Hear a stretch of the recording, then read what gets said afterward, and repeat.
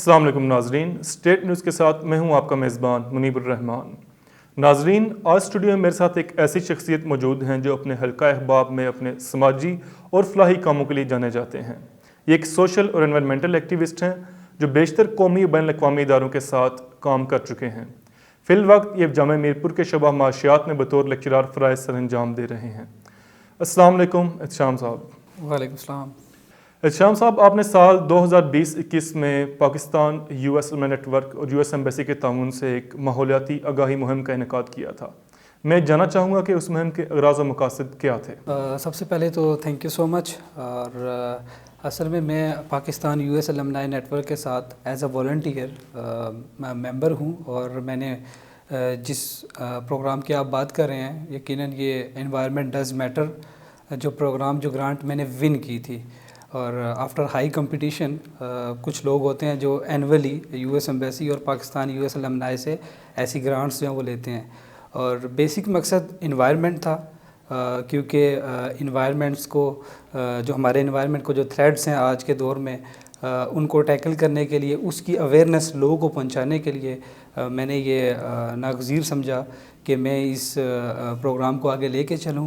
اور بیسک جو میری آڈینس تھی یا جو بینیفیشریز تھے وہ اسٹوڈنٹس اور یوتھ تھی، Mirpur university of science and technology کے اسٹوڈنٹس، اور جو یونیورسٹی آف کوٹلی ہے ہمارا، کیونکہ کووڈ کا یہ عرصہ ہے جس عرصے میں یہ گرانٹ میں نے لی، اور اس عرصے میں ہمیں ساری چیزیں، جتنی بھی ایکٹیویٹیز یہ ورچوئل کرنی پڑی، ہم کوئی بھی فزیکل جو ایکٹیویٹی ہے وہ ہمیں الاؤ نہیں تھی۔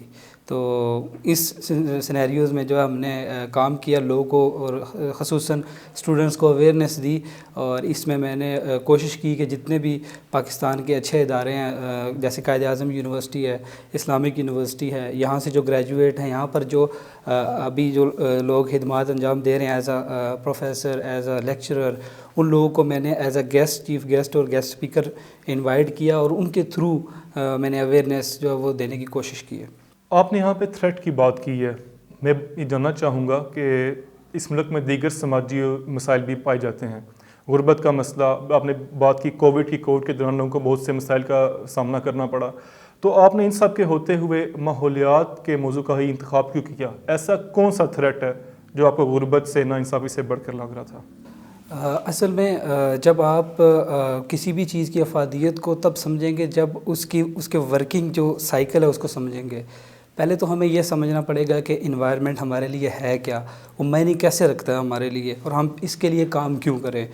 انوائرمنٹ کا بیسک جو ایک بائی ڈیفینیشن اگر میں بات کروں تو انوائرمنٹ جو ہے وہ لیونگ تھنگ اور نان لیونگ تھنگ کا جو اس کو جب ہم کمبائن اس کی اسٹڈی کرتے ہیں، اور اس کا جو امپیکٹ ہے، جو انٹریکشن ہے ہیومن لائف کے اوپر جب ہم ڈسکس کرتے ہیں، اس کو ہم کہتے ہیں کہ ہم انوائرمنٹل اسٹڈیز کر رہے ہیں۔ انوائرمنٹ یا ماحول ہمیں کیا چیز پرووائڈ کر رہا ہے، کیا سروس دے رہا ہے۔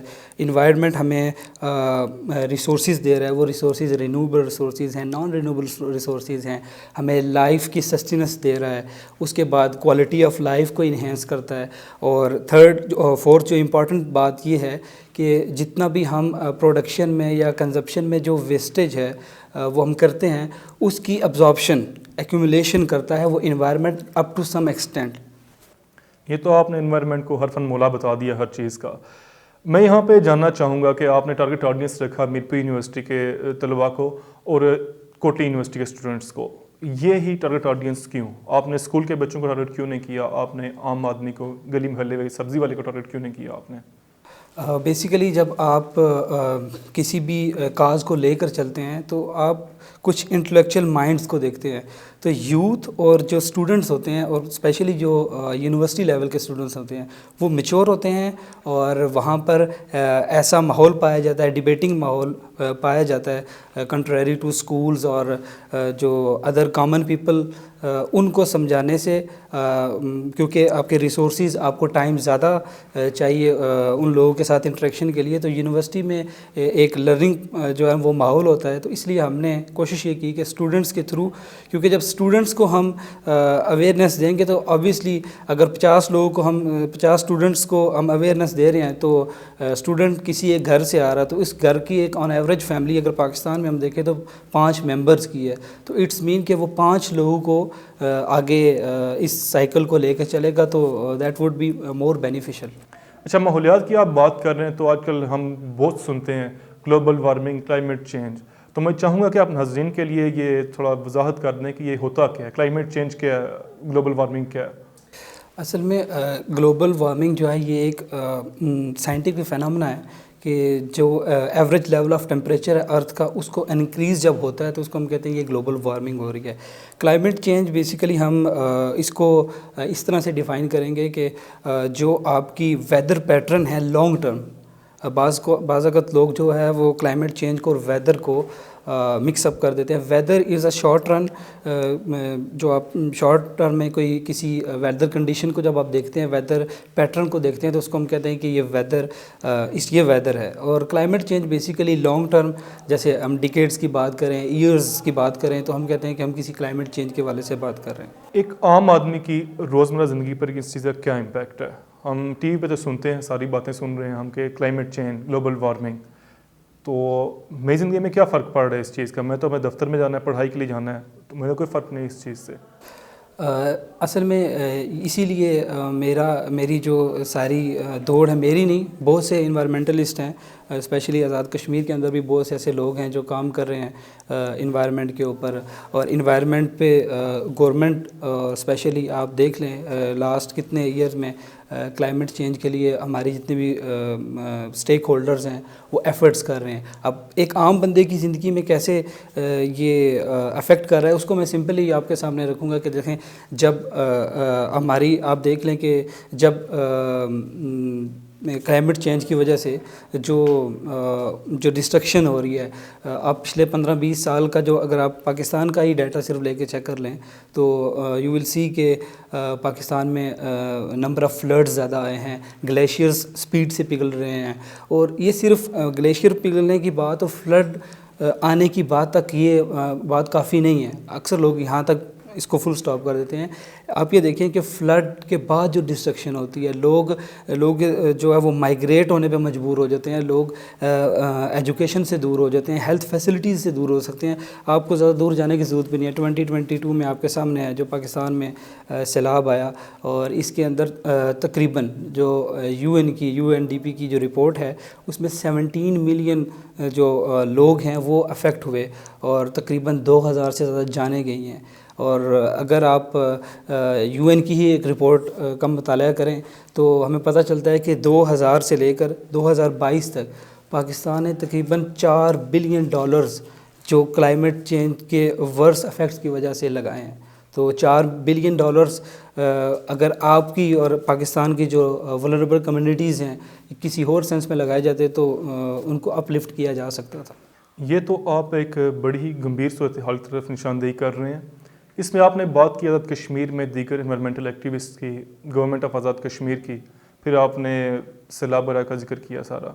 تو سیلاب تو پاکستان میں آیا ہے، تو آزاد کشمیر میں کون سے ماحولیات کے مسائل ہیں، چیلنجز درپیش ہیں جس وجہ سے اتنے زیادہ ایکٹیوسٹ کو کام کرنا پڑ رہا ہے یا گورنمنٹ کو کام کرنا پڑ رہا ہے؟ اصل میں انوائرمنٹ میں اگر ہم پاکستان کا رول دیکھیں بینگ اے پولوٹر، تو پاکستان گلوبلی اتنا پولوٹ نہیں کر رہا. 1% سے کم پاکستان 0.9% گلوبل ایمیشنز کا پارٹ پلے کر رہا ہے. لیکن according to German watch Pakistan is among the 5 countries کہ جن کو سب سے زیادہ تھریٹ ہے، اور وہ 5 کنٹریز بھی ساؤتھ افریقہ اور ایشیا کے ہی ہیں. جبکہ اگر آپ ایمیشنز، گلوبل ایمیشنز کے جو پولوٹنٹ کنٹریز ہیں ان کو دیکھیں تو نمبر 1 پہ چائنا ہے جو کہ مور دین 25% ایمیشنز کر رہا ہے. انڈیا ہے جو کہ 7% پہ کر رہا ہے. امریکہ 15% پہ کر رہا ہے. تو وہ ڈیولپ کنٹریز ہیں، ان کے پاس ریزیلینس ہے، وہ اڈاپٹیشن ہے، ان کے پاس ریسورسز ہیں، لیکن ہمارے کنٹری کے پاس نہیں. جہاں تک بات کی آپ نے آزاد کشمیر کی، تو like all other countries environmental protection agencies ہوتی ہیں. آزاد کشمیر کے اندر بھی انوائرمنٹل پروٹیکشن ایجنسی کام کر رہی ہے. اس کے کام پہ کتنا کر رہی ہے، کتنا کرنا چاہیے، دیر از اے سیپریٹ ڈیبیٹ. لیکن کشمیر کے حوالے سے آپ دیکھیں ہماری جو ڈیفارسٹیشن ہے یہ کتنی زیادہ ہو گئی ہے. اگر آپ کے جنگلات نہیں ہوں گے ایک تو آپ کو بایو ڈائیورسٹی لاس ہوگا, آپ کی جو آکسیجن ہے اس کی کمی, اور پلس جو کاربن ڈائی آکسائڈ ایکومولیٹ کرتے ہیں یہ درخت وہ اس کی جو ایمیشنز ہیں وہ زیادہ ہوں گی, تبھی ہمارا جو ٹیمپریچر ہے وہ مزید ہائی ہوگا, جس کی وجہ سے کیا ہوگا کہ ہم سب کی جو لائف ہے وہ اس کو تھریٹ ہوگا. آپ نے بات کی ای پی کے حوالے سے کہ سیپریٹ ڈیبیٹ ہے, یہ سیپریٹ ڈیبیٹ کون سی ہے کہ مجھے بتائیں ذرا اس حوالے سے. دیکھیں میں کوئی زیادہ کریٹیکل نہیں ہوں گا, آئی ایم اے ریسرچر, اور بینگ اے ریسرچر جو مجھے ڈیفیکلٹیز ہوئی ہیں وہ میں آپ کے ساتھ شیئر کر دیتا ہوں کہ دنیا میں جتنے بھی ادارے ہیں ای پی اے جو گلوبل لیول پہ ای پی ایز ہے ان کے کام کچھ ڈیفرنٹ قسم کے ہوتے ہیں. کم از کم میری حد تک مجھے یہ ایشو ہوا ہے کہ مجھے ڈیٹا ایکسیسیبلٹی نہیں ملی. ان کی ویب سائٹ پہ میں نے دیکھا ہے کہ مطلب میں یہ دیکھنا چاہ رہا تھا کہ پاکستان میں جو ڈیفارسٹیشن ہے وہ کتنی ہوئی ہے, ای پی اے کی جو جتنا بھی کام ہے وہ کس نوعیت کا ہے, کہاں کر رہے ہیں.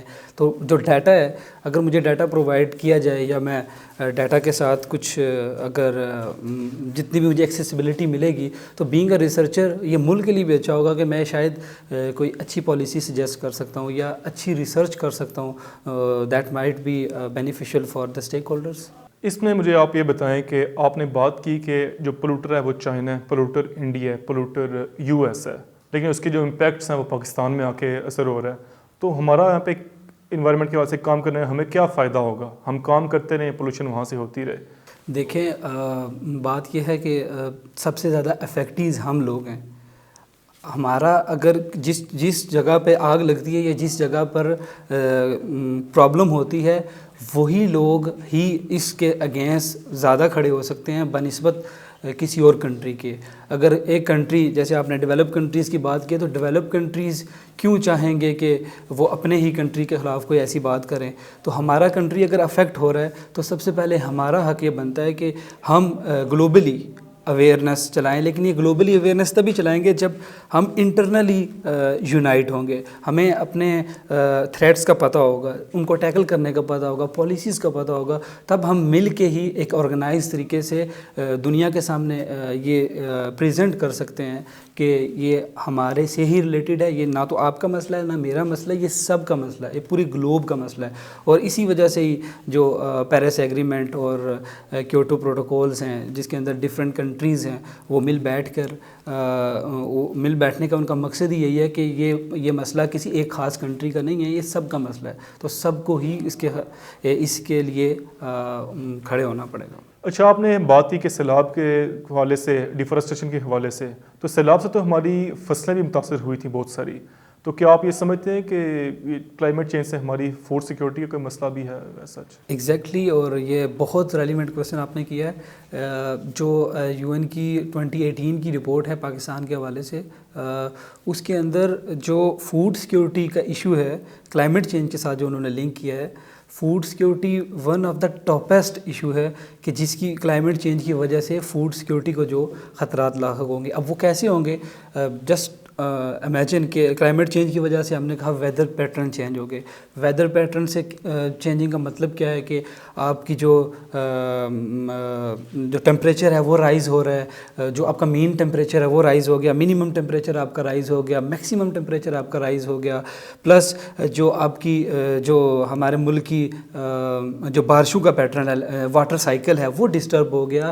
آپ کی جو ریور اور جو یہ سارا کیونکہ ہماری جتنی بھی ایگریکلچر ہے وہ فلڈ پلین پہ ہے, یعنی جو ہمارا انڈس پلین ہے, انڈس بیسن ہے, اس کے اوپر ہماری زیادہ تر ایگریکلچر بیس کر رہی ہے. تو جب اس کے اوپر کسی بھی طرح کا کوئی ایکسٹریم ایونٹ اکر ہوگا تو ڈیفینیٹلی ہماری کراپس کو کیا ہوگا, اس کی ڈسٹرکشن ہوگی, اور پھر اس وجہ سے جو ہماری پروڈکشن ہے وہ متاثر ہوگی.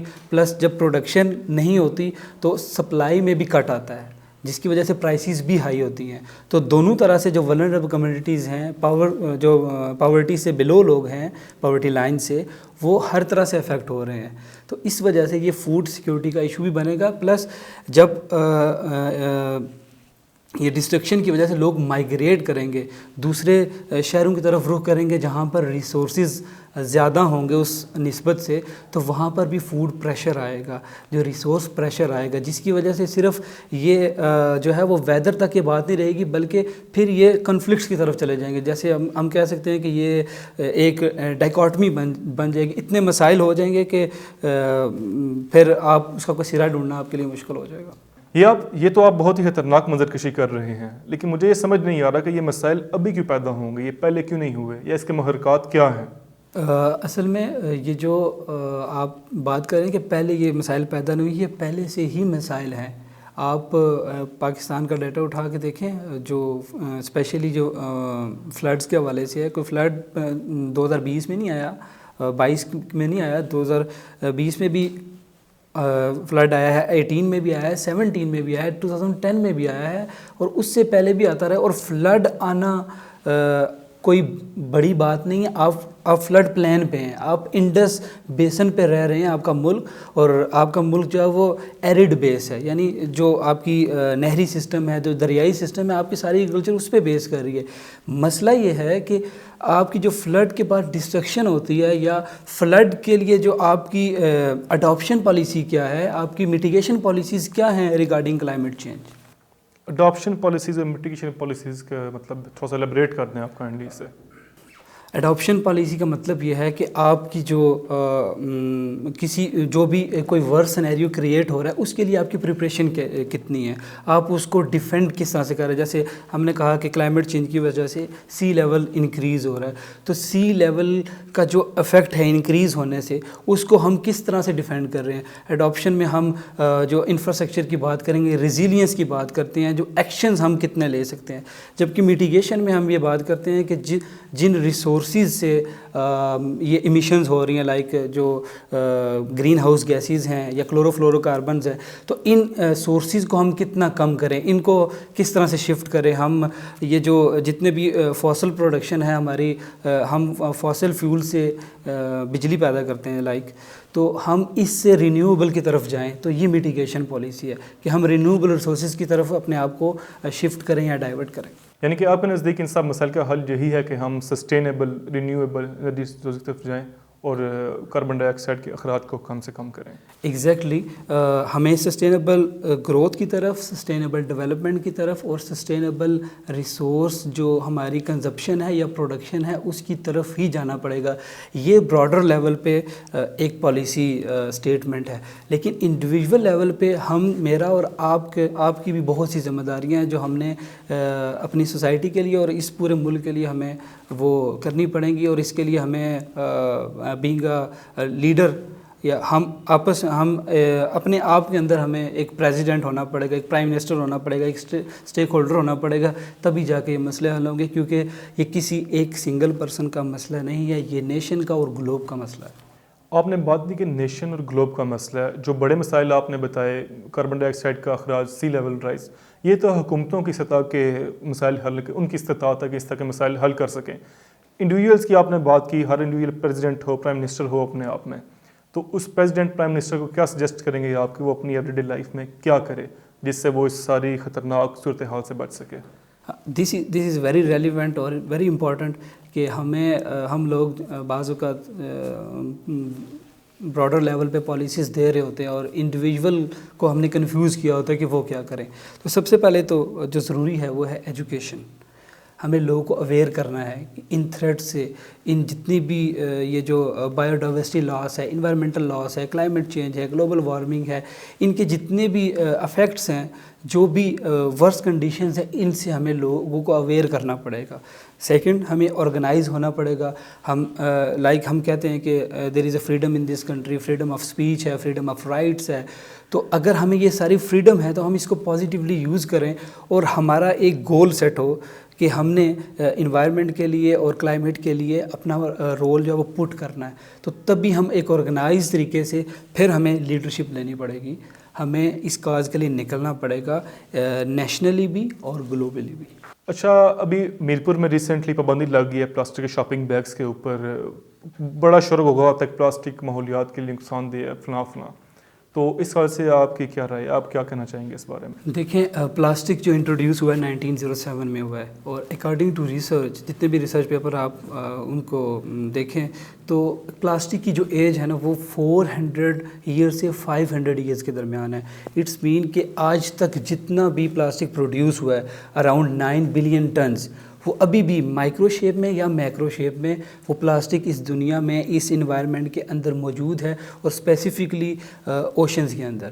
اور جو ہماری فشریز ہیں, ہماری جو اوشن لائف ہے, وہ سی لائف ہے, وہ پوری طرح سے ڈسٹرب ہو گئی ہے.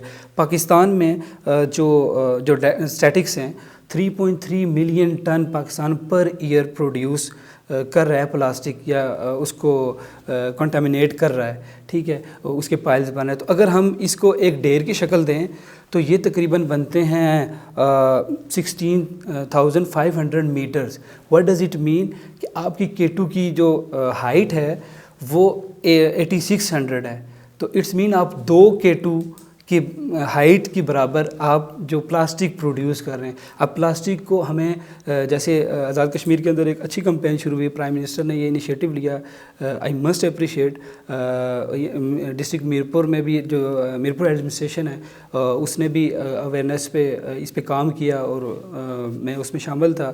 NGOs بھی شامل تھی جنہوں نے اویئرنیس کے لیے لوگوں کو بتانے کے لیے کہ پلاسٹک کو کیسے اوائڈ کیا جائے.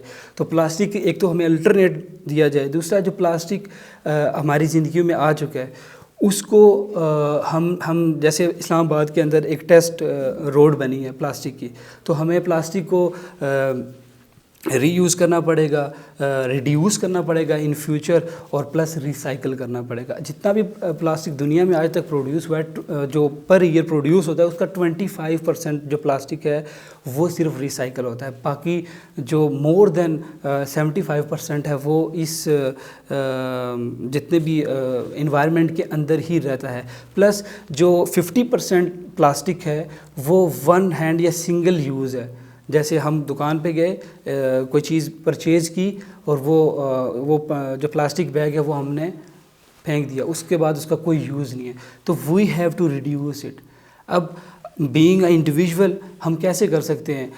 لیٹ سپوز میں اپنے ساتھ ایک پرومس کرتا ہوں کہ آج کے بعد میں پلاسٹک بیگ کو یا پلاسٹک کی جتنی بھی کنزپشن ہے ہماری ڈیلی لائف کے اندر اس کو میں کم سے کم کرنے کی کوشش کروں گا. تو ڈیلی گولز ہمیں سیٹ کرنے پڑیں گے. لائک اگر ایک دن میں ایک بیگ پلاسٹک کا کم کرتا ہوں, اٹس مینس 7 یا ایک ویک کے اندر میں 7 بیگز کو کم کرتا ہوں, ایک مہینے کے اندر 30 جو بیگز ہیں اس کو میں کم اس پلاسٹک کو کم کروں, اور ایک سال کے اندر 365 بنتے ہیں.